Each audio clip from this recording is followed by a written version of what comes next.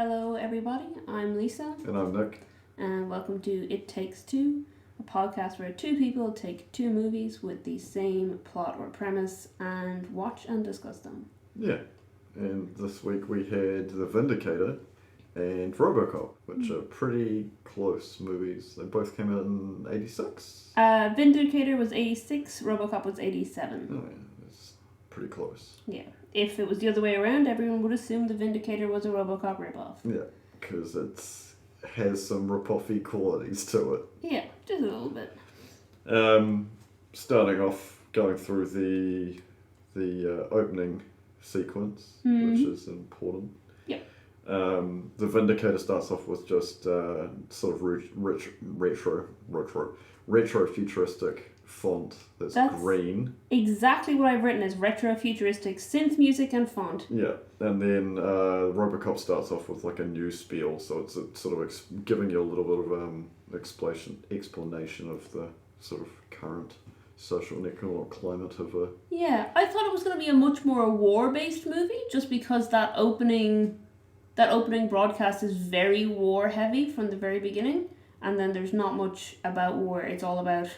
There's a little bit, because they talk about what's happening in Mexico. Yeah, but the war aspects are only on the news broadcast. I thought there was going to be I thought they were going to bring it into it, that they wanted the robotic, But that's army. That's what they're trying to do. They're trying to bring military-grade warfare into a domestic, civil protection. Mm-hmm. No, I just thought that it was going to be a broader scale thing, that this was a prototype that they were going to use in wars, which never came to fruition in the movie. Yeah. It was just something I expected that didn't happen. The big differences between these two movies is clearly a style difference. Yeah.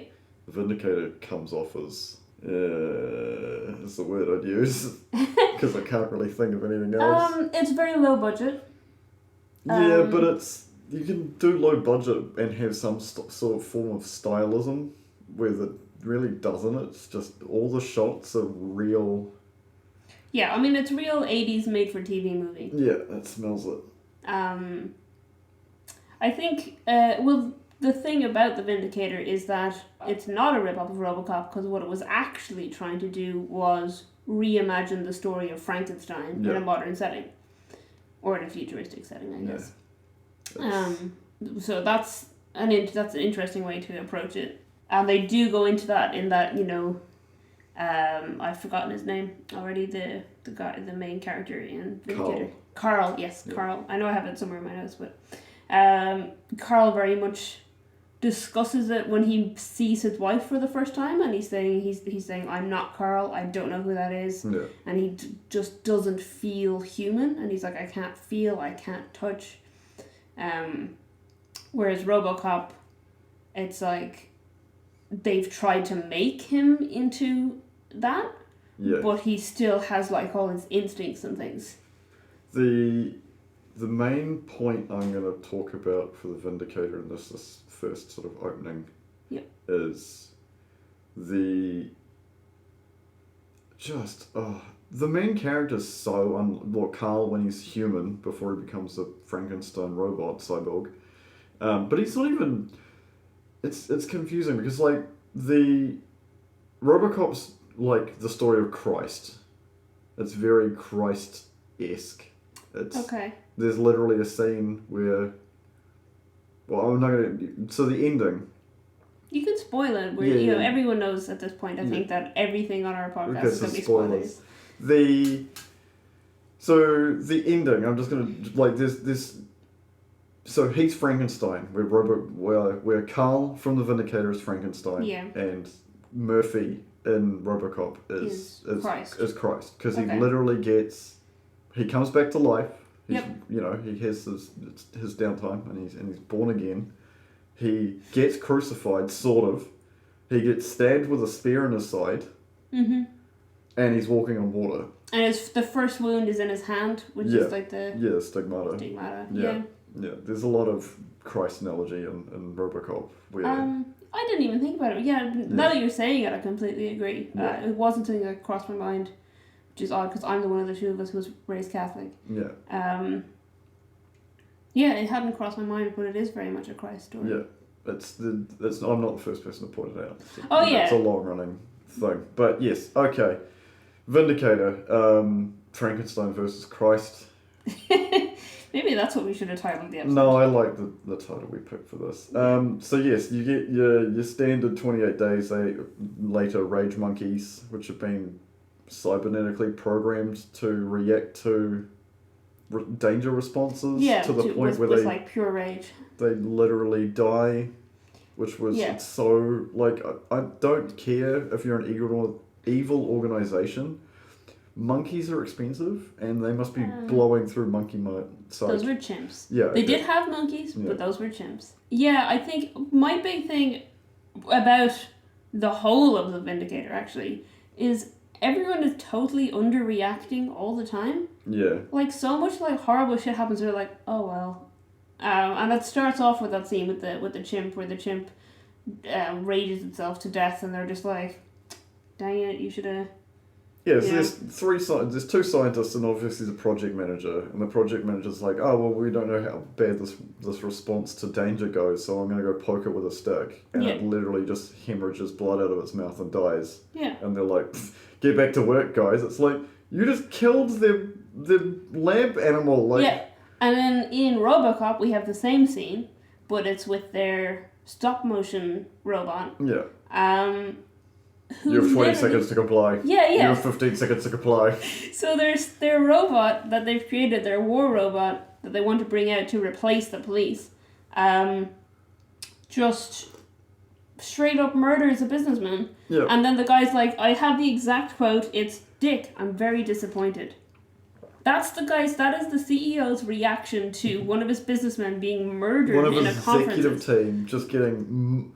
massacred. It's brutal. There's my note for that is, where is it? I said, wow, a dude is legit shot to death horrifically in the business meeting. Yeah. And then they call for a paramedic, so I was like, what's the paramedic going to do? He's literally like riddled with bullets. This guy is, he's not coming back. My note was squib budget must be insane. Yeah. Because he just gets, like, everybody who gets shot in this movie gets exploded. Every single death in RoboCop is fantastic. Yeah. It's so brutal. The guy who melts, oh my god, I just thought that was amazing. And I mean, that's me looking at it in 2021 saying, that's amazing. Like, I can't imagine what it was like to see that in cinema in 1987. That's brutal. So in The Vindicator, Carl, who's the main character, after going through the I've got a note here that says burning through lab monkeys like they grow on trees. He goes to blackmail his boss with no evidence of what his boss is doing after he just approved his budget, even though it's $1.6 million short of what he wanted. Yeah. So this is the first quote that I wrote, because I quoted The Vindicator a lot because I wanted to remember exact quotes. I have a lot of stream of consciousness notes on The Vindicator. I really got into it. Yeah. As much as it's not as good a movie as RoboCop, I really enjoyed it. I was like really, really engaged by it. But the first quote that I took down for it was, "I want some answers, Alex, or I'm going to blow the whistle on you," which he says to this guy without knowing what the hell he's doing. He just walks into his office and is like, "I'm going to blow the whistle on you," and the guy's like, "All right," and then the guy has him killed. Yeah, well, there's kind of a reaction to if you walked into... Because when he barges into his office, the secretary asks if he wants to call security on him. Yeah. It's like, what's the difference? Is that like a burger flipper running into the CEO's office of McDonald's and being like, "I'm going to blow the whistle on you. This isn't really, It's... Yeah, because the guy's answer to that as well is, "No, security are for spies. He works for us." Yeah. Which is it's just a weird reaction. But yeah, so then he just gets him killed. And the way he gets killed is super dumb, because in here, smart person is dumb. is what the note that I wrote. Yeah, so I know I did write a note at some point, but I don't remember where it is in it, but it's just about how many... I think what I wrote was something along the lines of they should use this as a health and safety instructional video on what not to do. Like the forklift videos. The lovely forklift videos. I love those. That's my favourite part of getting forklift certified was watching those horrible forklift videos where everyone does something horribly wrong. So they rig it so like a kiln that's melting, I think they said it's silicon research that he's doing. Yes. And then they sabotage the arm that removes the crucible from the kiln, and then he goes in there to manually get it out, but it's hot, obviously. But then realize it's going to blow up. Instead of closing the door, he just stands there and screams. Yeah. Which annoyed me because, again, smart person being dumb. Yeah, so he goes in and he gets himself locked in there, which he shouldn't have gone in the first place. He should have, evacuated the building. But he goes in there and then he, opens it and is, with no protective equipment on. He needs proper PPE. He don't have it. And then he realizes he can't do it, and then he leaves the door of the kiln open, and then he tries to get out of the place he's in, and he's like, no! But also he sees someone... he sees someone watching him and he immediately threatens them instead of calling for help. He just sees the bearded henchman guy. Yeah, the beard man. Yeah. His name is Ian. I remember that. I remembered it. But I referred to him as a beard man extensively in my notes. The other thing was right before the thing starts to go off, the alarm starts to go off for that, he's there with another guy, and the other guy says to him, if you ever get tired of your family, you'll give them to me. Yeah. Which I was like, okay, this guy's gonna 100% try to kill this guy and steal his wife. Bert is super creepy. Bert is so creepy. He's the work friend. Yeah, so Bert is supposed to be I think we're supposed to think Bert is the good guy until near the end, but the first time I see Bert, he's being super creepy, and he literally basically gives off vibes of, I'm gonna stalk your wife. And then Bert is like, I'll go get a coffee, and then this alarm's gone off and the whole factory is suddenly empty. There's whole lab, the whole lab, so it's weird. A massive lab and it's totally empty, and it's very suspicious. Yeah. Then you get from him screaming no, which I literally have it down as a no in here. As a no. Yeah, I wrote no panicking, no fear. Yeah. Then you get a smash cut to his funeral where they talk about how he's a hero. I said that immediately cut to funeral. It just goes, it's like him going, no, and then it's the coffin. Yeah. That's the transition. The next cut from that is his wife getting home and their house has been ransacked to look like a burglary, but they stole Carl's notes. Yeah. And then you never, through the entire movie, know what he was working on and why it was. It's literally, his research doesn't seem to be relevant to anything because we don't ever hear what his research is. But what we know through the movie is they're trying to do some form of space. They're trying to get to Mars. They're trying to get to Mars is the whole purpose of their lab.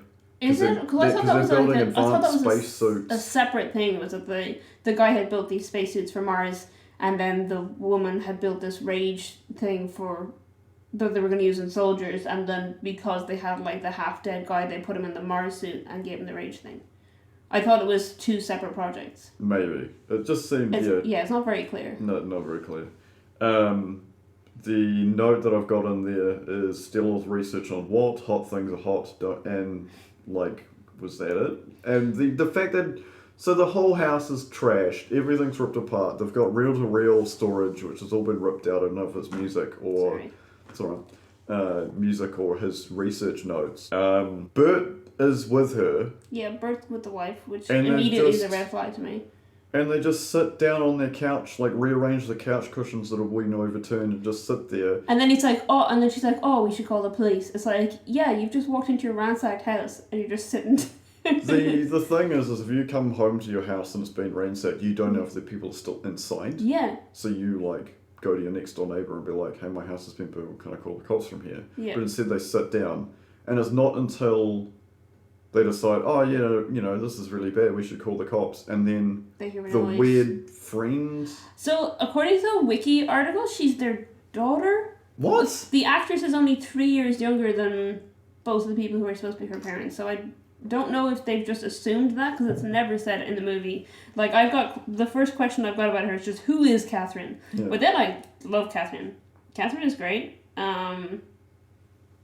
She does a lot of cool stuff later on in the movie. I like Catherine a lot. Yeah. But at the beginning, she's just a random woman who is coming into the house, and they think she's burgling, and they're like, "Oh, it's Catherine." Yeah. And it's like, who? But if she's their daughter, wouldn't she have been at the funeral with them? You would think so. It's such a confusing. I thought she was just like the nanny or like the nanny for what? The baby's not born yet. I don't know. It was very confusing. It was very confusing of what the relationships between these people were. I will say that having watched The Vindicator and then watched RoboCop, because I think you said you'd seen both movies before. I hadn't seen either movie before. No, I'd seen a movie that I thought was The Vindicator. It was a completely different movie. Okay. Well, I had seen neither movie before. And at least Carl's family gets involved in the whole situation. Where Murphy's family just... Well, you don't even know. So Murphy's family only exists in flashbacks, and then when he asks, or when someone asks someone about... He asks at the end what his family did, and they're like, they sort of got over and moved away. Yeah, it's like your wife moved away and she's moved on already, she's seeing someone else. Yeah. It's like, it's been, 3 days? No, because you don't... They go through seasons in his... So it's like a detached robot head moment. Where I'm assuming he's just like... Being installed and stuff. He's sort of like going through his programming and stuff before installing the rest of his body parts. They have like New Year's, and so there's a time frame, because there's like a little jump cuts where it's from Murphy's perspective with this really low resolution. Where it all seems to be shot from the ground, like he's just lying on the floor watching or sitting on a very short table. It's very low to the ground. So yes, Frankenstein awakens. Carl awakens in his new cyborg armored gold It's literally space suit. It's literally just gold foil. Yeah. It's just a whole suit of gold foil, and that's like supposed to be state of the art for NASA. He attacks the people in the lab as a Frankenstein monster does. The important point of that is that part of their design, because they want to use him as like a super soldier, so part of their design is they have a remote control unit that they're going to control his rage reaction and control his actions. But when they try to wake him up, he doesn't wake up, so they think there's something wrong, and the first thing they do is they take that remote unit off to check if there's something wrong with it, and that's when he wakes up. Yeah. So he wakes up without the remote unit. Yeah. The only notes I really made on that was attack of the killer rage monkeys and reject Jones' return to monkey. Yep. I mean, that's accurate. Because they ripped that lady apart. Mm-hmm. Classic garbage truck escape, which a pretty standard trope these days. For which I wrote, blends in with the garbage because he looks like garbage. He is just wearing gold foil. Yeah. And then there's like an incinerator, and the foil melts. Which makes no sense, because that's the part that's supposed to be the thermal protection. Yeah, it doesn't make any sense, but it means that for the rest of the movie he's got this cool melted soldier look. Yeah. Which I guess is a thing. And then I don't remember exactly what happens right after that, but I have written vengeance in all caps. So 80s bad guy bikers attack him when he's like running down the street, and then he just... Yeah, no, I think, because that's a bit after that, because first he has the creepy clown mask and stuff, but I think it must be just that he's remembering. Yeah, I think that's it. I think when he comes out of the fire, because he's experienced the fire again, he has like a flashback sequence where he remembers dying. He remembers dying, and he remembers seeing the beard guy. Yeah. So I had written like, how did they not think about him remembering who let him die? Because the guy literally stands and watches him die, and then they're like, it's fine, he won't kill us when he's raging. But really, you should have not revealed yourself to the guy before you turn him into a super soldier. Yeah. That feels like, pretty basic stuff. For his finding out that whenever he gets near him, he just turns into a killing machine. The guy who doesn't attack him and is no threat to him gets it the worst. Yeah. So one guy gets like thrown against a wall, the other guy gets thrown against another wall, and then the guy who's literally hands up like I didn't hurt you, bro, gets, while wearing a motorcycle helmet, gets his skull crushed, which I thought was the worst, and then the other dude's like lying on the ground and he's like, please don't hurt me anymore, and then dies. Yeah. And it's just like, wow, that's kind of an overreaction. Like, I know it's like programming when you see what happened to the chimpanzee that had it, but like, That's so ruthless. Yeah, and then he shows up at his own house because one of the differences is that Carl does have his memories, whereas Murphy doesn't have his memories. I think Carl's transformation was in like a couple of days. Right. Where Murphy's, it seems to be like there's time has passed. They try to show you that quite a long time has passed, maybe a year or so. Yeah, and I think also in Carl or in Murphy's case, they were actually actively working on the RoboCop prototype. Yeah. And then they just used him. Though the interesting thing about that is, obviously in Vindicator, they purposely kill Carl. Yeah. To make him into Vindicator. Yeah. It's very heavily hinted that they do the same thing in RoboCop. Yeah, because there's a mention of them moving like ace cops around to really dangerous precincts. Yeah, and also they got him to sign a waiver that because there's the bit where they're like they saved one of his arms and it's like no, he signed a waiver, we can do whatever we want. Yeah. So before they moved him to the district where all the cops are being killed, where because they literally have a whole thing at the beginning where they're saying the guys in eight cops or whatever were killed by this guy. So they get him to sign a waiver to do with this RoboCop thing, and then they move him to this dangerous area where this guy is killing all the cops, and then they assign him to that case. Yeah. And then they don't send backup. Yeah. So it's very heavily implied that this is intentional, and he is in that place to become RoboCop, but he doesn't know that. Yeah. The one thing I will say about Murphy is there's a lot of relation to him spinning his pistol. Yeah. And it's the hint that what was the character's name? Louise? No. I just wrote badass short hair female cop. I can think the actress name is Nancy Allen. Yeah. I did know the character name, but I've forgotten it, unfortunately. That's alright. It doesn't matter now. There's a lot of him spinning his gun, and that's how she figures out it might be Murphy. Yep. And it's related to a memory of his son because he watched a TV show where there was like a space opera sort of thing where Dad, can you do that too? Yeah. It was really cool in the 80s and the 90s, and then it's sort of now cringe. Yeah, but it's also still really bad gun safety. Yeah, it's bad gun safety, but the idea is that it's something that he's doing on instinct because he trained himself to do it. Yeah. So she sees that and is like... So him as RoboCop, he doesn't realise that he's doing it for that reason. But it's the same as when he sees the guy who he saw on the day, because he says the same thing to him. What was it? Dead or alive, you're coming with me. Yeah, dead or alive, you're coming with me. Yeah, he says it to the guy on the day that he then ends up dying. Yeah. And then the next time he sees that guy, the guy's doing it in a totally different context, but he automatically says the same thing, and then the guy panics and he's like, "No, we killed you! Yeah. That guy's great. I love that guy. Discount Flea. Yeah, I think he's doing a great acting job. Yeah. I mean, he's better than every character in Vindicator in terms of reacting to things. Yeah. It's so good.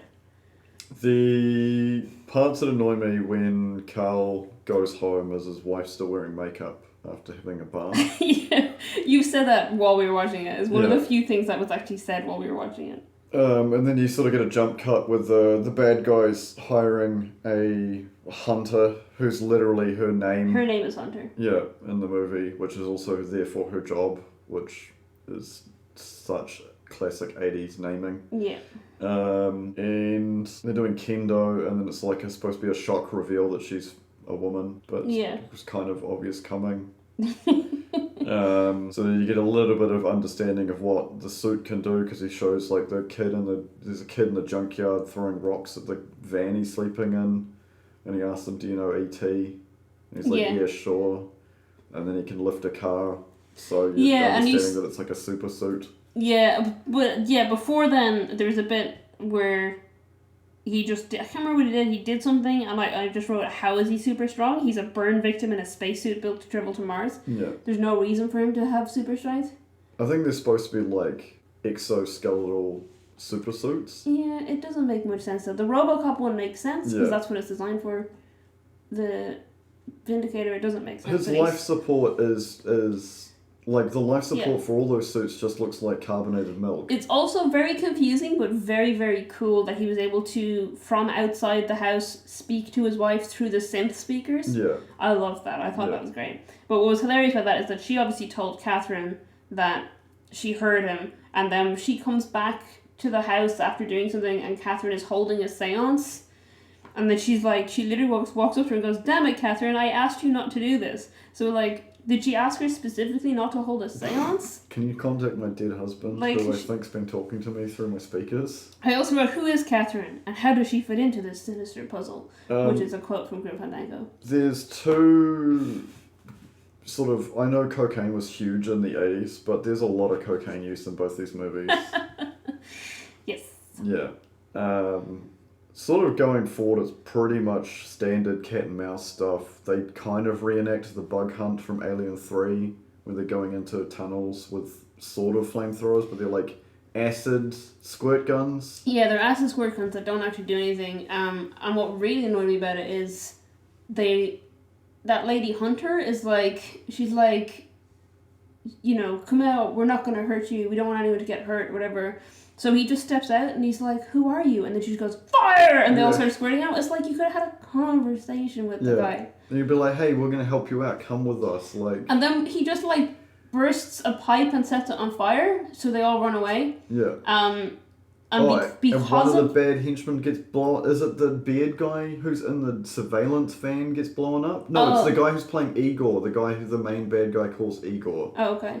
He gets blown up and he says something about like having a stormwater, like a manhole cover on his butt. Yes, that's it. Manhole cover on his butt. But yeah, so literally all he does is like make a makeshift flamethrower and then run away. But she then immediately like gets on a bike, I think, and goes the whole way to the lab and storms her way in and like threatens all the security officers and stuff, and then is like, "Who is this man? You didn't tell me this." And it's like, what happened? Yeah, it's almost like you standardly think in movies that there's dialogue that is boring and therefore not in the movie.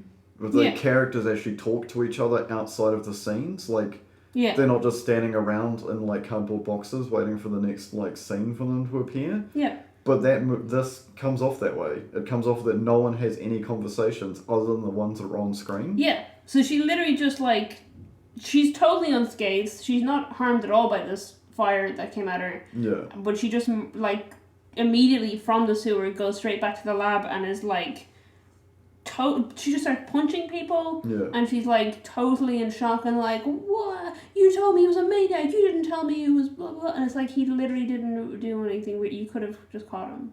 Yeah. There was nothing strange that happened.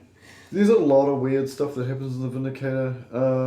There's a lot of day drinking, including the wife who's supposed to be pregnant.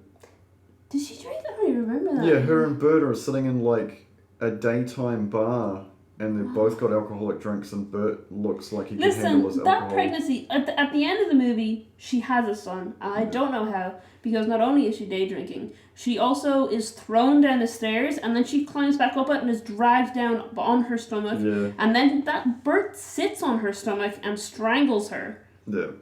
And then she gets knocked unconscious and then she's in like a car that ends up in a car crash and then the pregnancy is totally fine and she has a healthy baby boy. Yeah. And I just literally don't understand the logic of any of that. It's, yeah. The only thing I will say is the glue trap was pretty clever, where they trick, because Carl, Vindicator, doesn't know that Bert's bad. And Bert's doing this all for a promotion, which makes no sense. Yeah, but Bert also wants Carl's wife. Yeah. So he wants Carl out of the picture, so he's happy to do that. He's not an actual friend. He just wants to be Carl. Yes. But their glue trap was pretty clever. Yeah. Except for the way he escapes from it. Yeah, it doesn't make any sense. So they get him in, like, resin. Yeah. And it's, like, solidified, and they get it on the back of a truck, and then they're driving, and then it just comes loose and starts smashing through the truck. No, he's, like, vibrating it from the inside or something. That's really unclear. Yeah, it's cracking from the inside. It starts smashing around in the back of this covered truck. And then it just like... And instead of like slowing down or pulling over, the guys just keep driving at the same highway speed and then end up going over a cliff. And I'm like, well, you know, henchmen being henchmen, like... Yeah. Proper henchmen being henchmen. You know, it'd be funnier if they'd pulled over and they were like, what the hell's the back in this, you know, truck? Let's open it. And then he like bursts out and runs away. But instead of just killing two random dudes because they don't, again, like safety...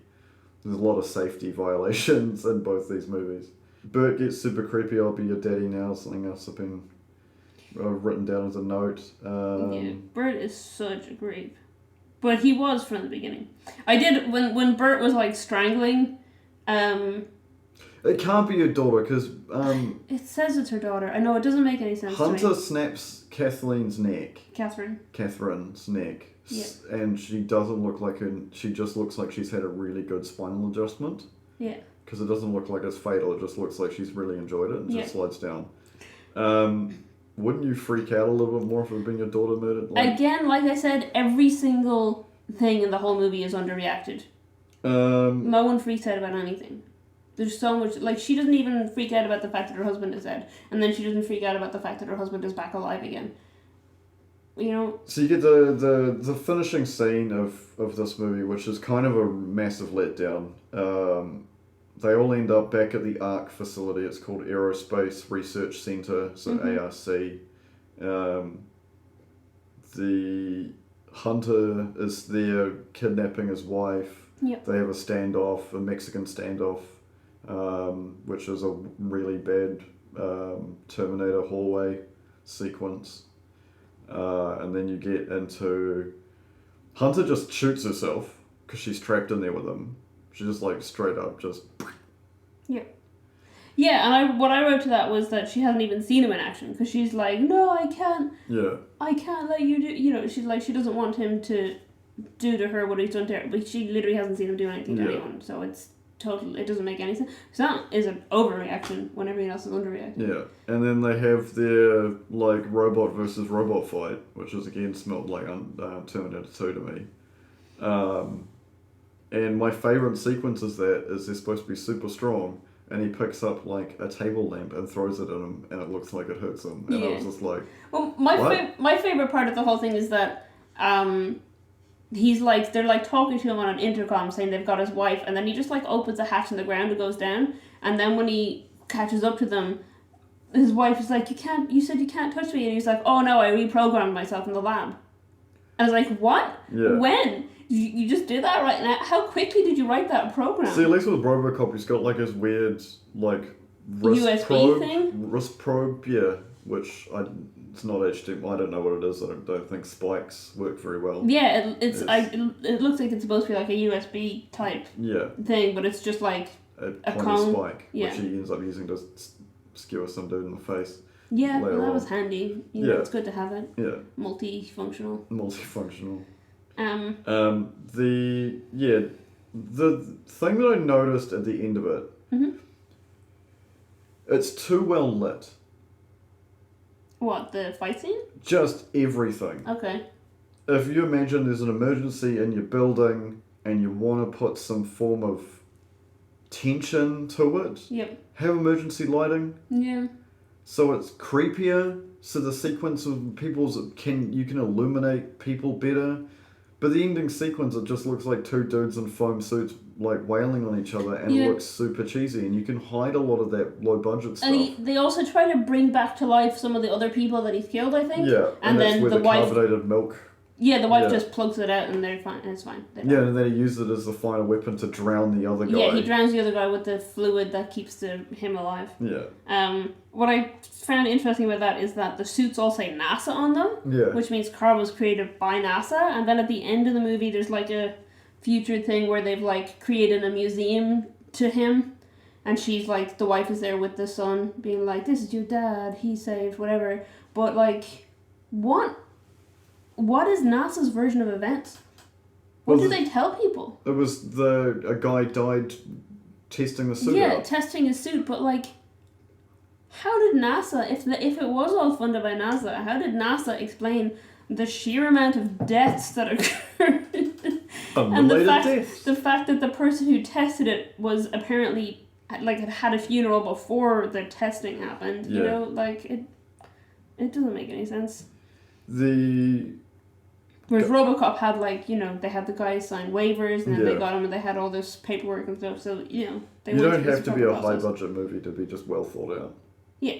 But unfortunately I'm assuming a lot of these movies we're going to end up watching is just one movie is just poorly done on so many fundamental points. RoboCop's such a good movie, and there's some fantastic scenes. There are a few bits that annoy me. I've got a note here that says bang right in the dick, and I don't even remember. Oh, the shooting. He shoots the rapist through the woman's legs. Yeah. There's a sequence... That was apparently rewritten on set, because he was supposed to shoot past her cheek and hit the guy. Yeah. And then it was based on the way the actress was standing. The director said to the writer, can we actually get him to shoot there? And the writer was like, oh, that's a great idea. There's a scene where RoboCop's on patrol and he's in arrest mode, and there's a dude who just goes and robs a liquor store, carrying a World War II submachine gun. And I know about how expensive buying anything World War II is. Yeah. From gun collecting point of view. Yeah. Because I watch a lot of gun collection shows on YouTube. Yeah. For personal research. They are so expensive. He's going to make, what, $50, $100? I don't know. Well, maybe with inflation, $1,000. $1,000. He's probably carrying around an $80,000, $90,000 antique collectible who RoboCop then destroys by bending the barrel really easily. But just that scene annoyed me because it's just pick just a gun. The thing that annoyed me in RoboCop is everyone's either using pistols or shotguns. There's a couple of pistol-sized submachine guns in it. Mm-hmm. And you just think if your cops are getting absolutely massacred, give them some form of firepower other than just standard 9mm, maybe 45 pistols. Especially since the villains in it, the goons, are going around with rocket launchers at one point. Oh, so at the end of it, they've got screen changed Barretts. So that Barrett 50 cal sniper rifle is a real gun. Okay. It's been around since that era. It's a semi-automatic, and they've just put extra prop stuff on it to make it look futuristic. I say that in air brackets. But yeah, it just annoyed me. Everyone's either using submachine guns, submachine pistols, or shotguns, and it just there's no assault rifle No, sorry, that's a lie. When the police turn up, when RoboCop goes nuts and is no, Objective 4 says you can't kill anybody who works for the CC. Well, you can't arrest them. You can't arrest them.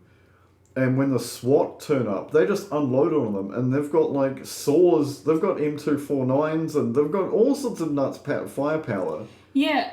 What annoyed me about that, though, is that immediately after that you get another one of those news broadcasts, would they never once mention the cops shooting at RoboCop or RoboCop going bad or anything? That's what I was expecting from that, was that it was going to be RoboCop turned evil or cops looking for it, whatever, but it just totally ignored it when it talked about Mexico or something.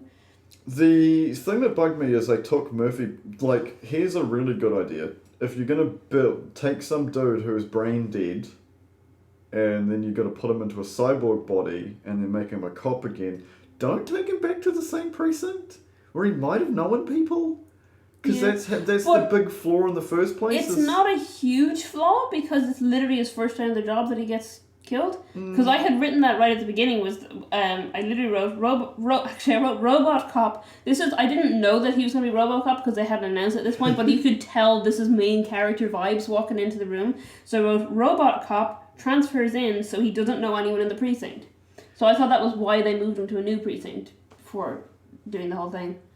Heading through sort of the middle of the movie, so you've got him getting killed, you've got him coming back as RoboCop, and the dream sequence where he remembers his own murder. Yep. There's a few lines that are written down here.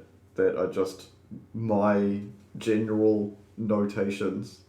RoboCop needs a better car because it wasn't cool. I'm pretty sure in the sequels he got like a gun arm and a cool car. No one ever aims for his face. No, yeah. I mean, that's where he's vulnerable. You can see the human bit there. Yeah. Aim for the human bit. Don't aim for the robot bit.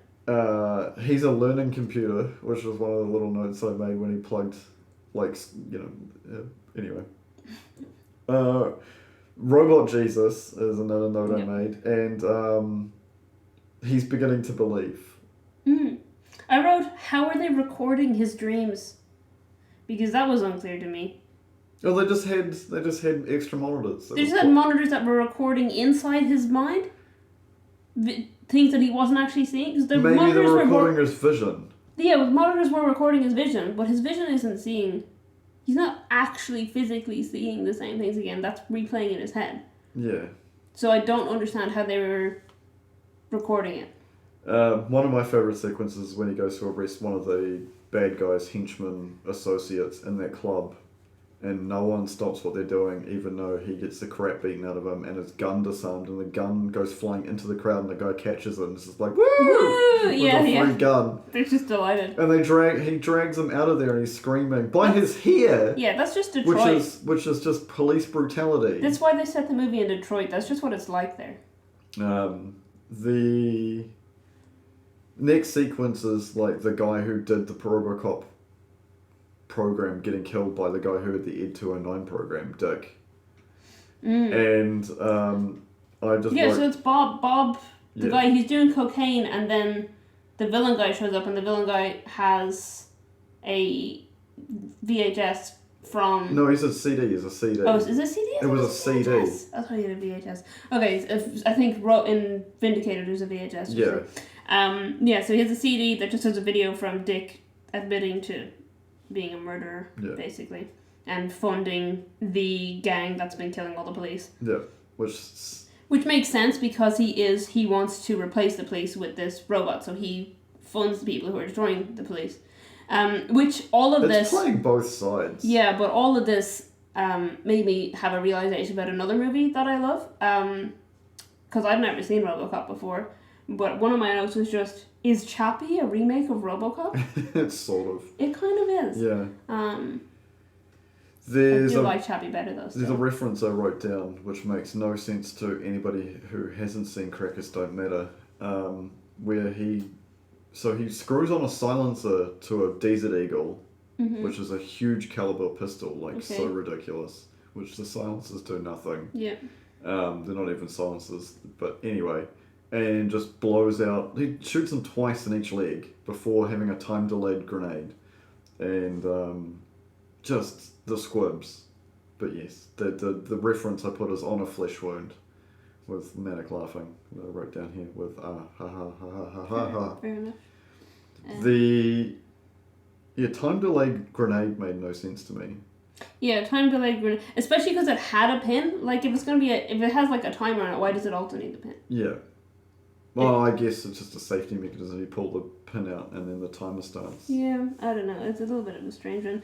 The strange one was when he sniffed that dude's wine. I had written that. I literally have written that. I've written wine sniff. Just wine sniff, question mark, and that's it.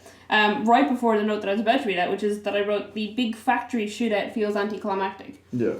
But going through the IMDb trivia, there's a reason for that, and that is that when they went to shoot that big factory shootout, all of the prop guns kept malfunctioning. Yeah. So they ended up not getting like about half the footage they wanted to get, so that's why there's so many sharp cuts in it. Yeah. Literally just technical difficulties. That would have probably explained my issues with the weapon choices. Yeah, maybe. When Red, I can't remember the actor's name, I just remember playing Red in that 70s show. I haven't seen that 70s show. Oh, okay. You're not missing much. Not now anyway, it was pretty cool when it first aired, but now it's just like some of the... Anyway, I'm not going to get into politics. So many throws through a window. Like, that's unnecessary. It's great. That's the one where he's reading him his rights and throwing through the windows. I thought that's fantastic. That's also mentioned in the IMDb trivia because they thought that police would hate it that he did it. Yeah. So they showed it to test audience of police, and they all loved it. They thought it was the best part of the movie. Among police test audiences, their favorite part of the movie was the good guy getting to throw the guy through the windows as he's reading him his rights. Yeah. Because they wish they could do that. Yeah. I've just got to note this is hell of a second murdering. Anyway. Yeah, all of the death scenes are brutal. Yeah. I wrote when he's having the fight with the stop motion. So he finds out that that Dick is behind the whole thing, and he goes to arrest Dick, and then he finds out that there's this built-in giant conspiracy. Yeah, and there's this built-in loophole that he can't arrest senior levels of the company. So then Dick sends out the big, massive robot after him. And they have a fight, except what I've written is Daleks can't use stairs. Yeah. Because RoboCop just runs down the stairs, and the other robot it discovers that it cannot use stairs, and then it falls down the stairs, and then it just turtles, and that's it. Yeah, I've got stuck pig noises, and the rest of the time it's got like a weird tiger growl, which I thought was literally that's what they used: a tiger growl and a pig noise, a pig. Yeah. There's a weird sequence in between sort of that where he gets shot up by the SWAT and ends up hiding again in the same industrial complex that he got murdered in with the female badass short blonde head cop. Yep. She's cool, I like her. There's sort of that as a trope to me now. Right. Where you just have if you just give a female short blonde hair, and make her show her kick some dude's ass, you're like, yeah, you're awesome. That's a trope now. It was cool then, it's now a trope. It was a character stereotype, and now it's just a trope of like, oh, we'll just add this to the movie. Yeah. That's why we had that big discussion after we watched RoboCop of like, I was really confused and thought it was Catherine Rock something or other. Oh, I can't remember her name at this point. Who was Cynthia or something. Yeah. Rock something. Rock something. Rock, she was rock or something. I don't know. She was a quite a famous stunt woman in the old Hong Kong era kung fu movies with like Sammo Hung. I saw her in like lots of it. It was like the Forest Bandit. You were like, did she play a Forest Bandit? And I'm like, I didn't spend 20 minutes finding what this movie Mountain was. Bandit. Mountain Bandit.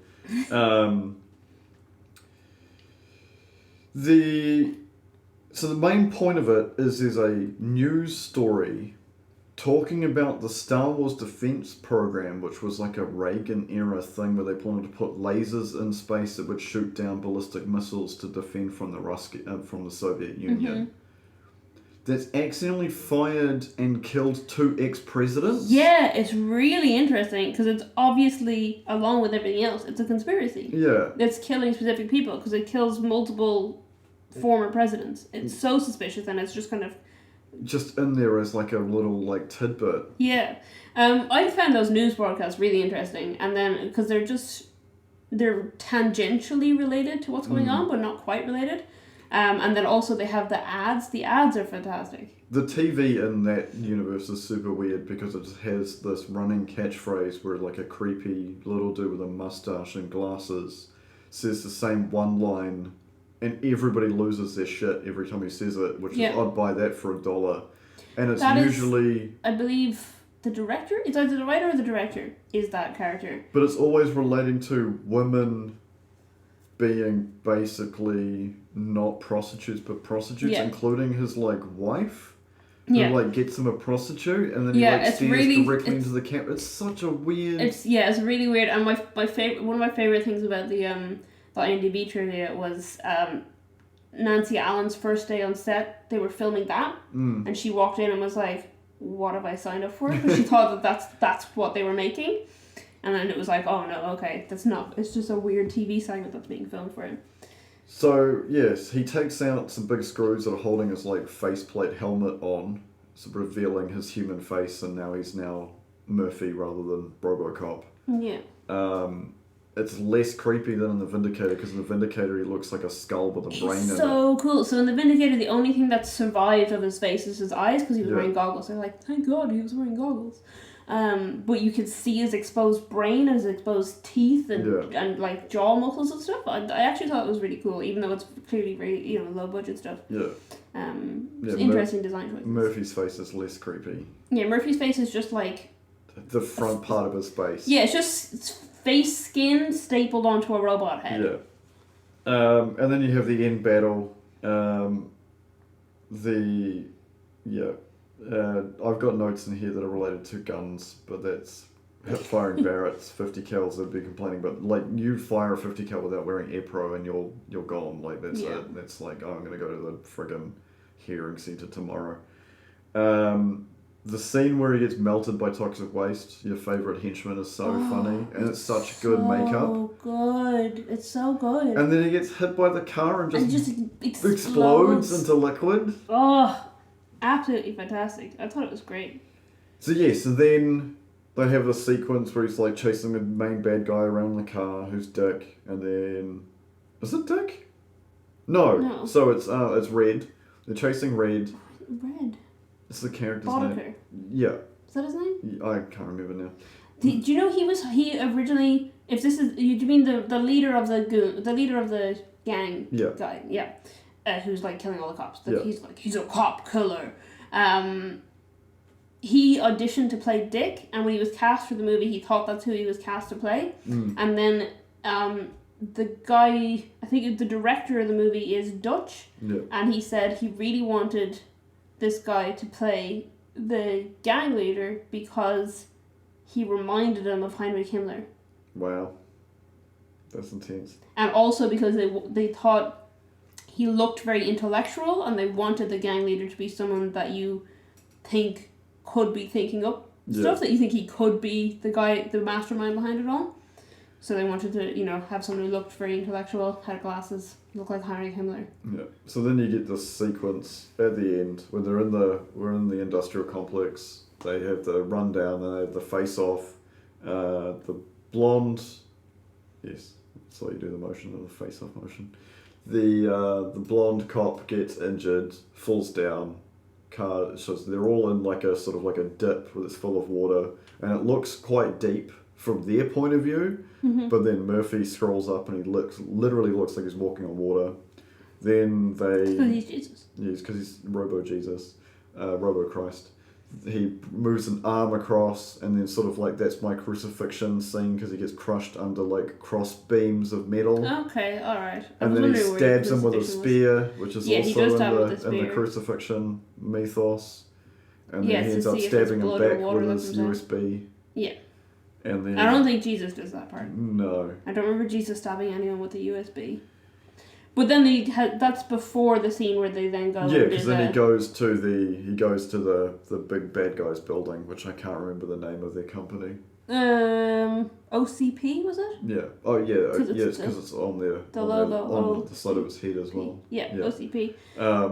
And then the Objective 4 standing in the way. Yeah, he literally walks into the boardroom. It's pretty badass. He walks into the boardroom and he's like, this guy is a murderer, but I can't arrest him because he's put this in my programming. Because I cannot arrest someone who works for this company. Yeah. And then they're like, what evidence do you have? That's a big claim. And then he shows them the evidence. Yeah. And then the guy is like holding the CEO at ransom or whatever, and then he just goes, you're fired. And then RoboCop's like, thank you, and just kills him. He kills him so hard. Good. There's only one jarring bit, is when he falls out of the window after being pumped full of lead. He's got weird stretchy arms. Yeah, he's a dummy. Yeah. Which was, they left that in on purpose because they liked how it looked. Yeah. Which I guess is fun. And then you sort of get to that's sort of the end of RoboCop. Yeah. And you just recapped the whole movie. Yeah, we did, sort of. But that's kind of the whole point. And also not... Yeah, there's a lot of stylistic choices that were done in The Vindicator which made the movie worse, and we could have had RoboCop like half a year earlier if they'd just chosen a little bit different style. Because there's nothing wrong with the suits, there's nothing wrong with the visuals. Yeah.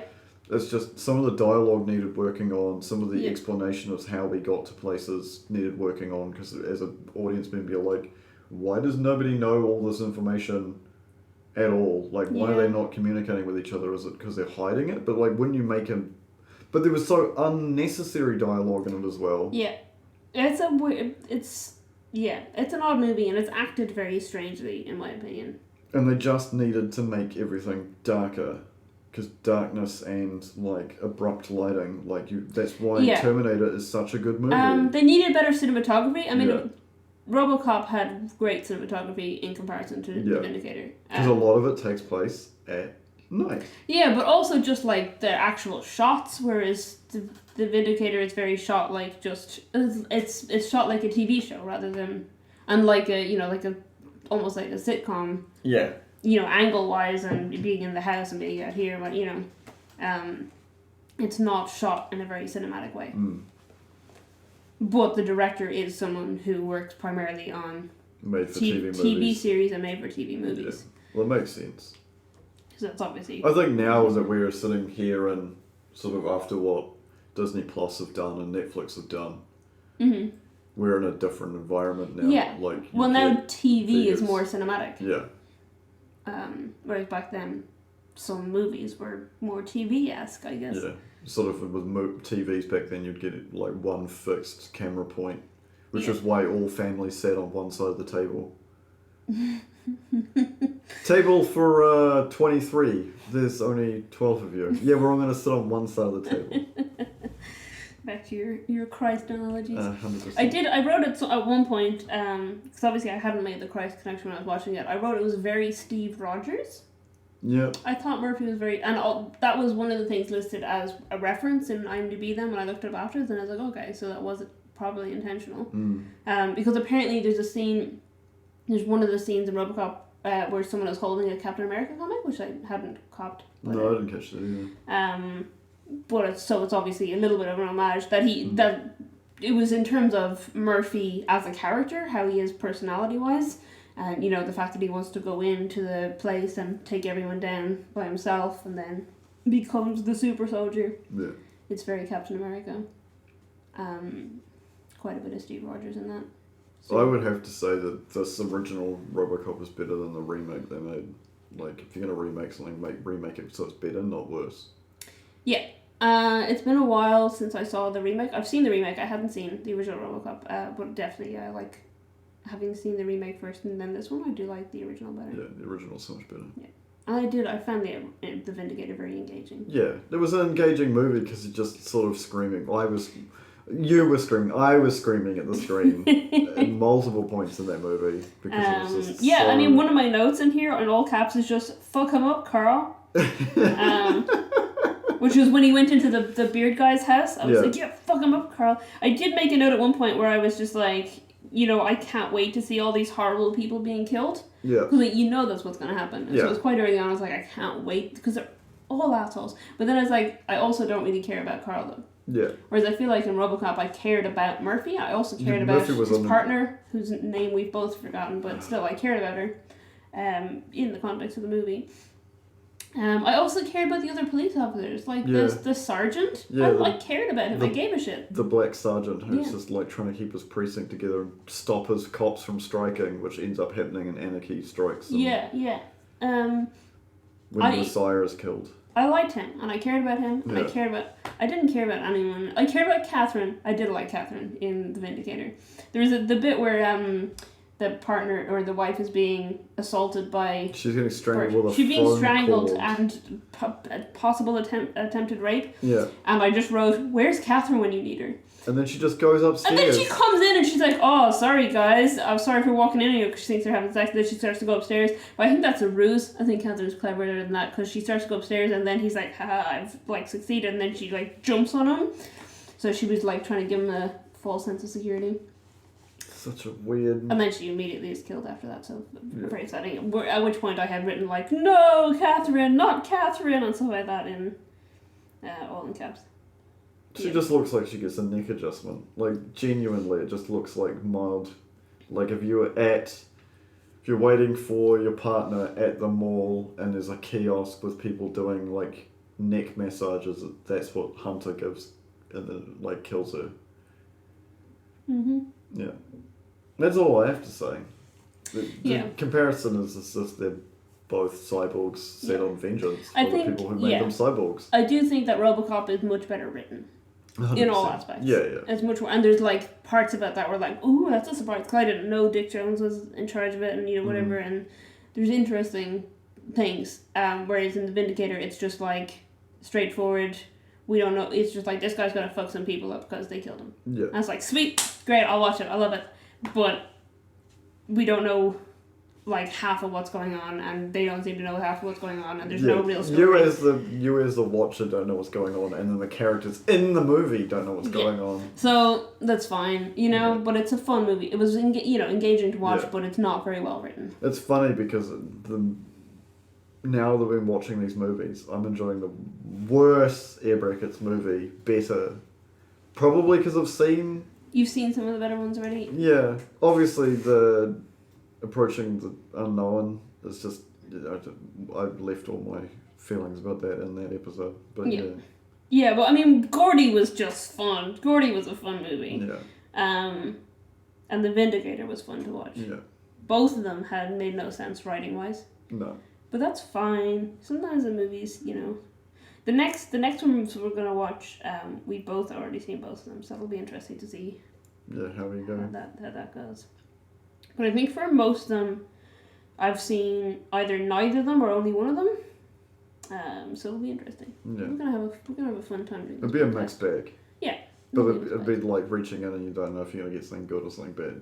Yeah. But you're just still gonna get something. So that's the enjoyable bit. Yes. Yeah. Exactly. Okay. All right. I get that about sums it up for this episode. Do cyborgs dream of electric vengeance? Yeah. The answer is yes. Yeah, they do. That's all they dream about. It's all they're capable of dreaming about. I mean, when you boil it down, it's just two dudes who were murdered and suffer extreme PTSD from the fact that they were murdered and brought back to life. Yeah. As you would. And they have to deal with that. Because they do both have, like, PTSD flashbacks, and it's quite upsetting. Yeah. But then they both get vengeance, and it's very cool. Yeah. And that scene where he's, like, throwing the guy through the windows, reading him his Miranda rights, is the mix of the robot doing his job and the Murphy inside him trying to just give him his comeuppance. Yeah. And I like it. And it tests well with police audiences. Anyway, so that has been us. You can find us on Facebook at It Takes Two Pod, and on Twitter and Instagram at It Takes Two _pod. We couldn't quite get the exact same. Facebook. Yeah, we couldn't quite get the exact same handle on all three, but it's close enough. All right, so thank you for listening. Until next time.